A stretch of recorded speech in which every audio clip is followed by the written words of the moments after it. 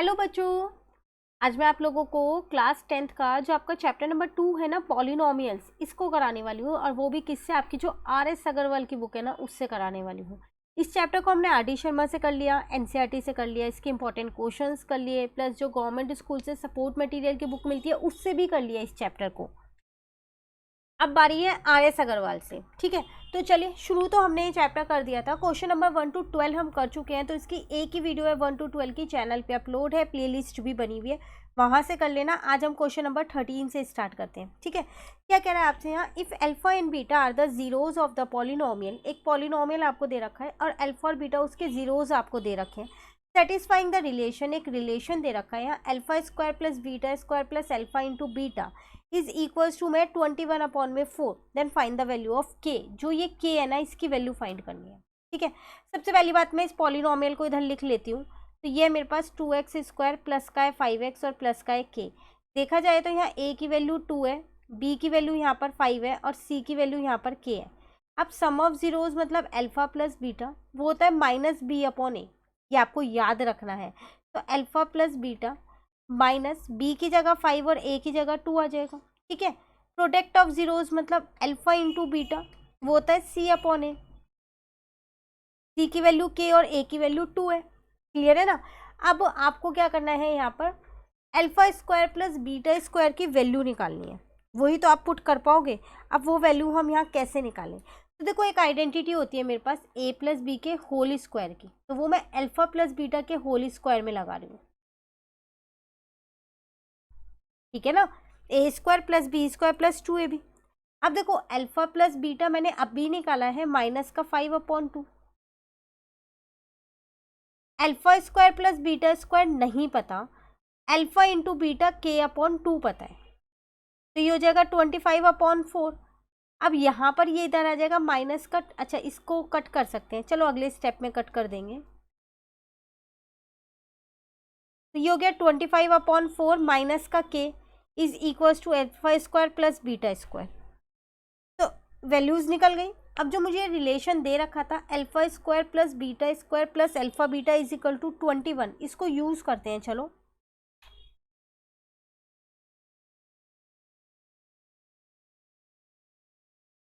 Twenty one था ना आपके पास, ठीक है, एक बार चेक कर लेते हैं। तो वो है 21/4 है, ठीक है। अब देखो, alpha square plus beta square की वैल्यू आपने निकाली 25/4 माइनस के, तो वही लिख देते हैं।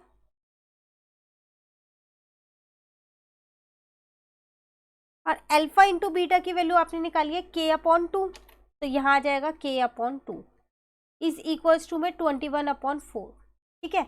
ये मैंने k/2 माइनस के, इसके नीचे कुछ नहीं है, 1 लगा दिया और इसको मैं यहाँ दूसरी साइड पे ले आई, क्लियर। बेस सेम करती हूँ, चलो यहाँ पर। तो ये हो जाएगा मेरे पास 2k/2 और यहाँ पर आ जाएगा -4/4। कट होके माइनस का 1 आ रहा है, यहाँ पर आ जाएगा आपके पास माइनस का k/2।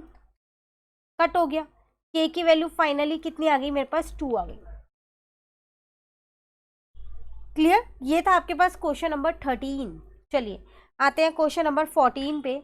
इस क्वेश्चन में आपसे यहाँ पर क्या कह रहे हैं? Find the quadratic polynomial sum of whose zeros is 8 and their product is 12, hence find the zeros of the polynomial. पहले आपको क्या करना है? क्वाड्रेटिक पॉलिनोमियल खुद बनाना है जिसके सम ऑफ जीरोज और प्रोडक्ट उसका दे रखा है। उसके बाद उस पॉलिनोमियल के जीरोज भी बताने हैं। तो लेट कर लेते हैं, let zeros of the polynomial is equals to में अल्फा एंड बीटा। अब मुझे यहाँ alpha plus beta minus b/a होता है, तो सम मुझे 8 दे रखा है, तो वो हो जाएगा -b/a। कुछ नहीं है तो 1 लगा दिया। अल्फा इंटू बीटा मुझे कितना होता है? c/a होता है मेरे पास, ये मुझे 12 दे रखा है, इसके नीचे 1 लगा दिया, कुछ नहीं है तो, ठीक है ना। अब क्वाड्रेटिक पॉलिनोमियल बनाने की एक फॉर्मूला होता है, छोटा सा फॉर्मूला, वो क्या होता है? एक्स स्क्वायर माइनस, यहाँ पर होता है अल्फा प्लस बीटा का होल, अल्फा प्लस बीटा मतलब सम ऑफ जीरोस, और यहाँ पर होता है प्रोडक्ट ऑफ जीरोस, ठीक है। अल्फा ये वाला ले लो, एक ही बात है वैसे दोनों। तो ये एक्स स्क्वायर ऐसी है, अल्फा प्लस बीटा आपने अब भी निकाला है, क्वेश्चन में आपको 8 दे रखा था तो मैंने 8 ही लिख दिया यहाँ, तो 8x आ जाएगा यहाँ पर, ठीक है ना। अब प्लस अल्फा इंटू बीटा आपको 12 दे रखा है, वो मैंने यहाँ पर 12 लिख दिया। चलो पॉलिनोमियल तो बन गया, अब मुझे क्या करने हैं यहाँ पर, इसके क्या निकालने हैं, जीरोज निकालने हैं, मतलब अल्फा और बीटा की वैल्यू मुझे यहाँ पर फाइंड करनी है। तो अब अल्फा और बीटा की वैल्यू कैसे फाइंड करें, मिडल टर्म स्प्लिट कर लेते हैं इस पॉलिनोमियल का, यही तो आया ना मेरे पास पॉलिनोमियल।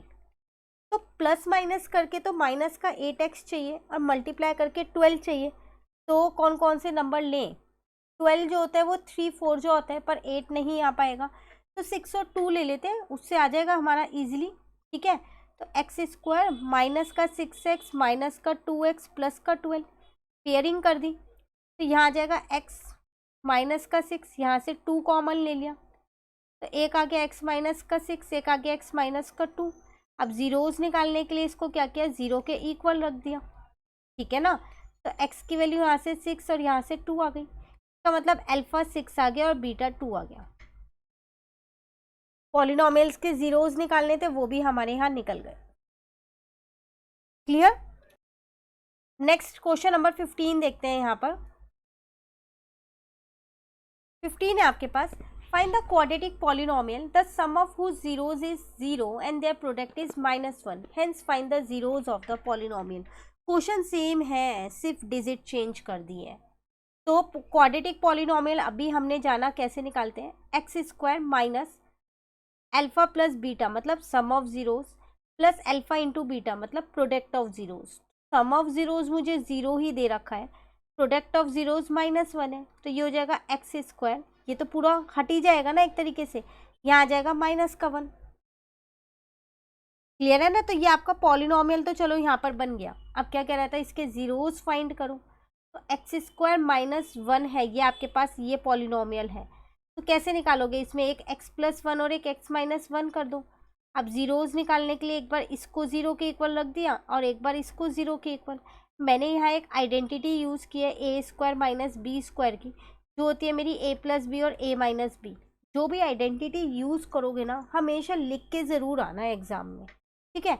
x की वैल्यू यहाँ से -1 आ गई, यहाँ से 1 आ गई, तो जीरोज निकाल लेते हैं। तो जीरोज आर -1 एंड 1। क्लियर है। तो ये था क्वेश्चन नंबर 15। 3 ही क्वेश्चन करते हैं आज, क्वेश्चन नंबर 13 to 15। अभी इसमें 21 तक क्वेश्चन है, तो आगे के क्वेश्चंस नेक्स्ट क्लास में कराऊंगी। इन 3 क्वेश्चंस में कहीं पर भी डाउट हो कमेंट करके पूछ लेना, और अगर आपको वीडियो अच्छी लगी तो लाइक ज़रूर कीजिएगा और मेरे चैनल को सब्सक्राइब कीजिए। Thank you.